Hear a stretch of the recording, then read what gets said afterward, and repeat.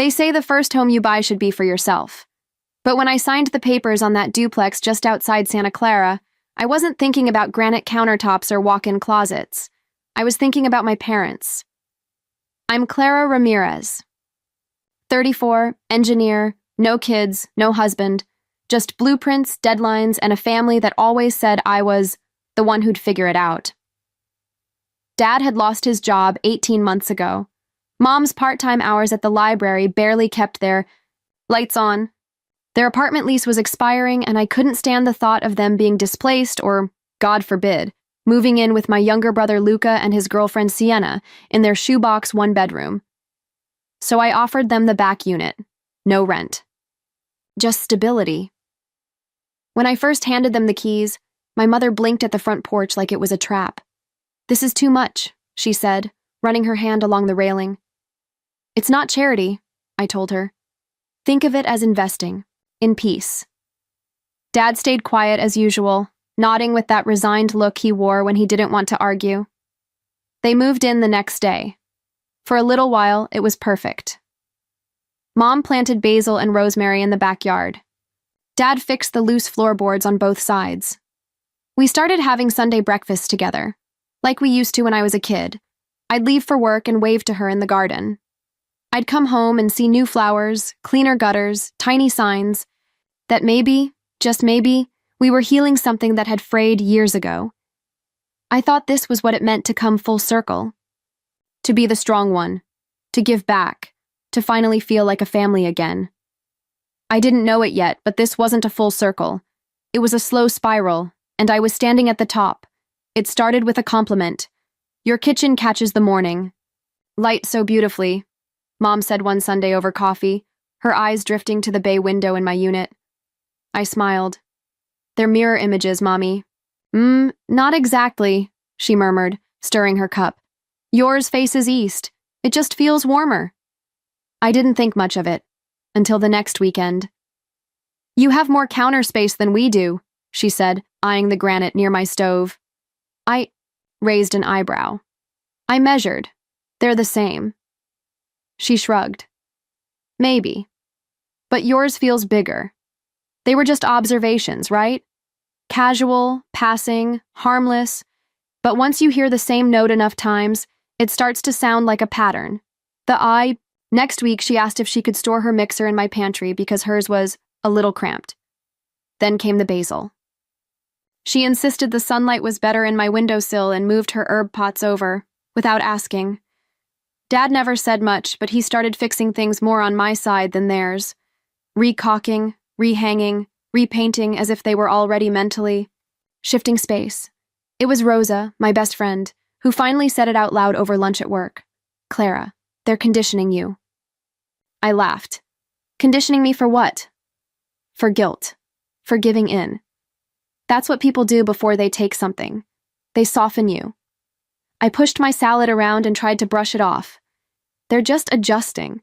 This is new for all of us. She gave me that look, the one that said, "You sweet idiot," without ever saying the words. That night, as I watered the basil on my kitchen counter, my kitchen, I found myself staring at the layout again. Same floor plan, same square footage. So why did it suddenly feel like I was the guest? The first true. Crack didn't come with yelling. It came in the form of a pamphlet. I'd just gotten home from work, late, exhausted, and went to drop my keys on the counter when I saw it, creating the perfect nursery. Soft yellow walls, white furniture, a plush giraffe in the corner. I'm not married, I'm not dating, I'm not pregnant. That pamphlet wasn't mine. I picked it up like it was radioactive. "Mommy?" I called, stepping toward the door that connected our units. She didn't come over, just called back casually through the wall. "See me, huh? Did you come into my place today?" Just for a second. I was looking for the measuring tape. Thought you might have had it. I held up the glossy brochure. "What's this?" There was a pause. A beat too long. "Oh, that must be Sienna's. She and Luca dropped by earlier. She wanted to see the layout, you know. They're thinking of starting a family." The air in. My chest went thin. "They were in my unit?" "Just for a moment," she replied. like it was nothing. Don't be dramatic.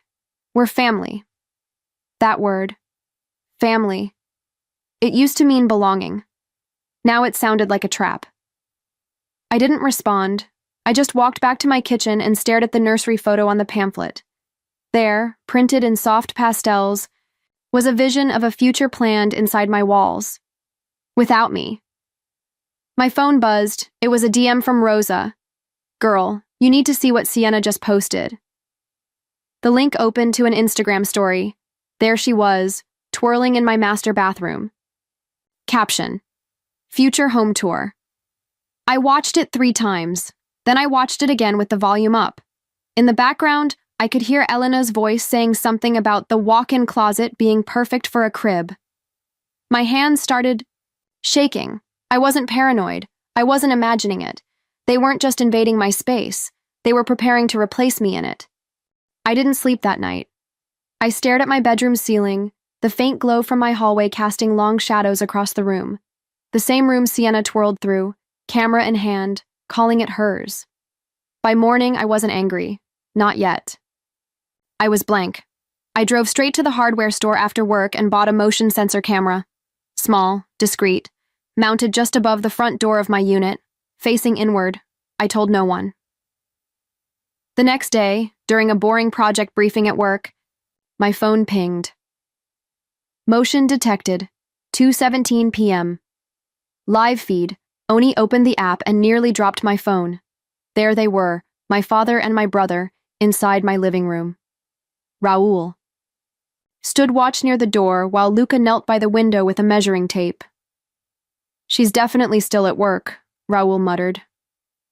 We just need to check wall length, Luca replied.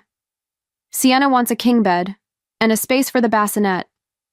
Turned up the volume. My heart thundered in my ears.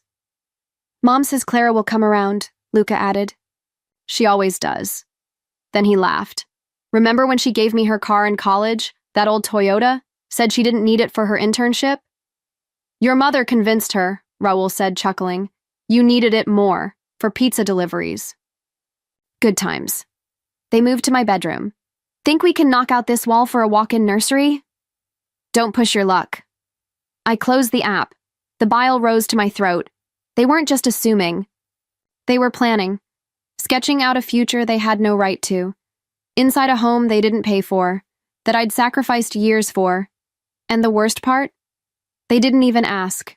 Because they thought they didn't need to. That night, Rosa found me in the parking lot behind our office, sitting in her car in stunned silence. You okay? She asked. I showed her the footage, her jaw clenched. Okay, she said, turning the ignition. No more being the good daughter. It's time to be the smart one.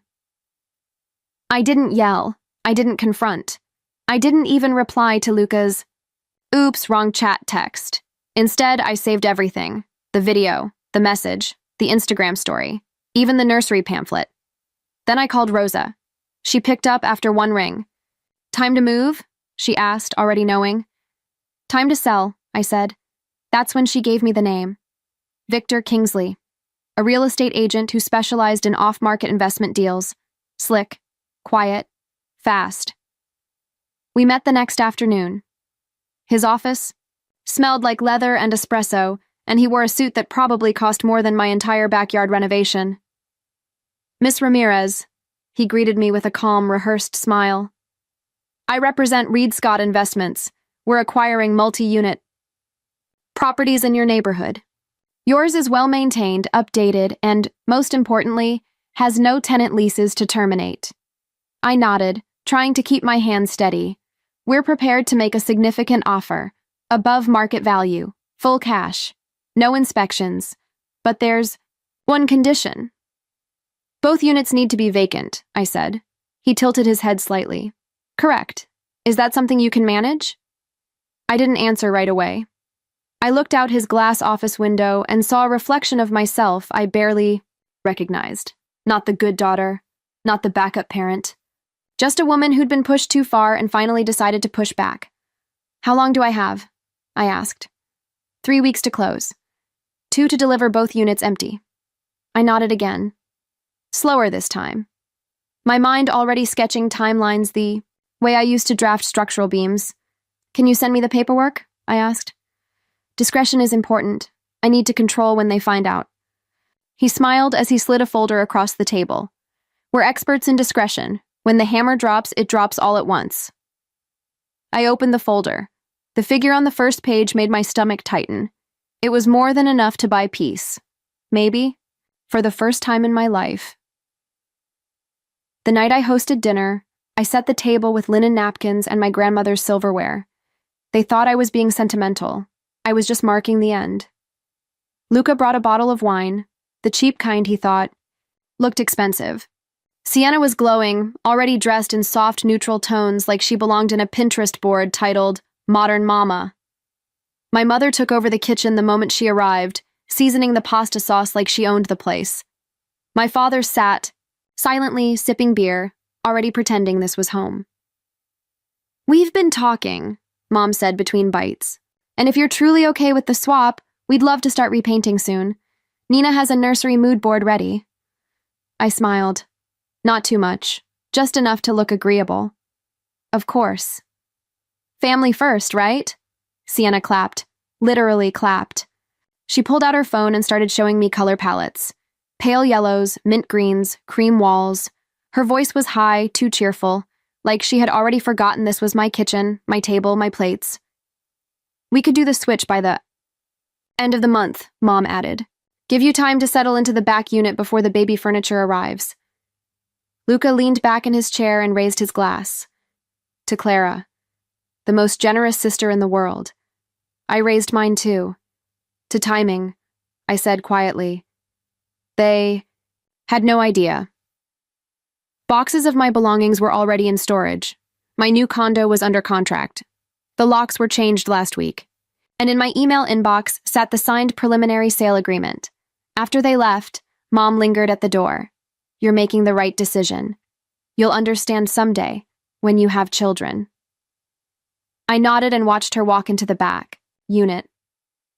Then I closed my front door and crossed one more item off my to-do list. Host final family dinner. Done.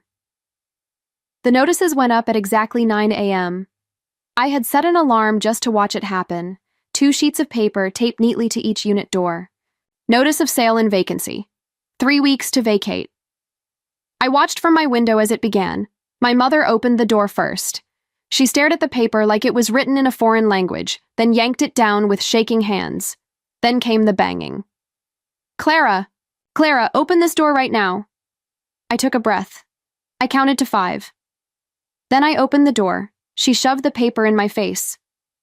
What is this? Some kind of joke? I pretended to read it, slowly. Looks like a notice. I got one too. Sienna appeared behind her, pale and blinking. They sold the building? They can't just sell it. This is our... She stopped mid-sentence. Our what? Our future? Our baby's first nursery? Our stolen fantasy? Luca barreled up the walkway, phone already in hand. This can't be legal. I'm calling a lawyer. Just... Then, a sleek black car pulled into the driveway. Victor Kingsley stepped out in a gray suit, briefcase in hand. Perfect timing. Good morning, he said, his voice calm like morning radio. I represent Reed Scott Investments. I trust you've received our notices? My father stepped out last, face drained of color. This has to be a mistake. Clara owns this property. Kingsley smiled with just the right amount of pity. Formerly. The sale was finalized last week. Luca grabbed the paperwork and flipped through the pages. These are dated 2 weeks ago. You knew about this? I kept my expression blank. I got the same offer you're holding. It was too good to pass up. Sienna looked like she might faint. My mother turned white. You sold it without telling us? Like how you tried to give away my unit without asking me? No one spoke. Not even Luca. Kingsley broke the silence. You have 21 days to vacate. Reed Scott appreciates your cooperation. I closed the door gently and smiled. They didn't knock again that day. Instead, they circled like wounded animals. I saw them through the window, my father pacing the backyard with the eviction notice crumpled in his fist. My mother on the phone, voice low and sharp. Luca yelling at someone, probably the lawyer who just confirmed the contract was airtight. Sienna sat on the porch steps, holding back tears with trembling hands. That night, I stepped outside with a glass of water and leaned against the railing just as they emerged from their unit. Luca was the first to speak. "So this is it? You're just kicking us out?" I didn't answer. I looked at my mother. "You planned this," she said. "You're no longer our daughter." I didn't flinch. "I stopped feeling like your daughter the moment you started measuring my bedroom for a crib I didn't agree to." Sienna's voice cracked. "We had everything planned. Planned with what wasn't yours," I said. "In a home you didn't pay for, that I built, that I maintained." My father stepped forward, his voice thin. "Clara, we thought you'd understand. Luca needs a chance. Sienna's expecting." I raised an eyebrow. "Expecting what?" "That I'd hand over my life because you raised me to carry theirs?" Luca looked stunned. "You've always had everything together. The job, the house. We just wanted a future." "Then build one," I said, my voice steady. "Like I did, without stealing it." Sienna turned away. She couldn't look at me. "You're selfish," my mother hissed. "You'd rather sell our home to strangers than help your family." "It was never your home," I said quietly. "You were guests, and guests don't draw up nursery plans behind closed doors." There was silence, thick, suffocating. Kingsley's car pulled into the driveway again. He stepped out, handed them information packets, listings, moving services, all neatly arranged. "Reed Scott Investments appreciates your timely relocation." They didn't speak, just stood there, holding the consequences of their assumptions. Turned back toward my door, not with triumph, but with peace. Denial didn't die quietly in my family. It went down kicking and screaming. Luca was the first to fight back. He tried to serve me with lawsuit papers, claiming emotional damage and verbal agreements. His lawyer read the sale contract, looked at the camera footage, and walked out of the room without saying a word. Sienna posted cryptic Instagram stories for 2 days, black and white photos of nursery paint chips with sad piano music in the background. By day 3, she deleted them all and unfollowed me.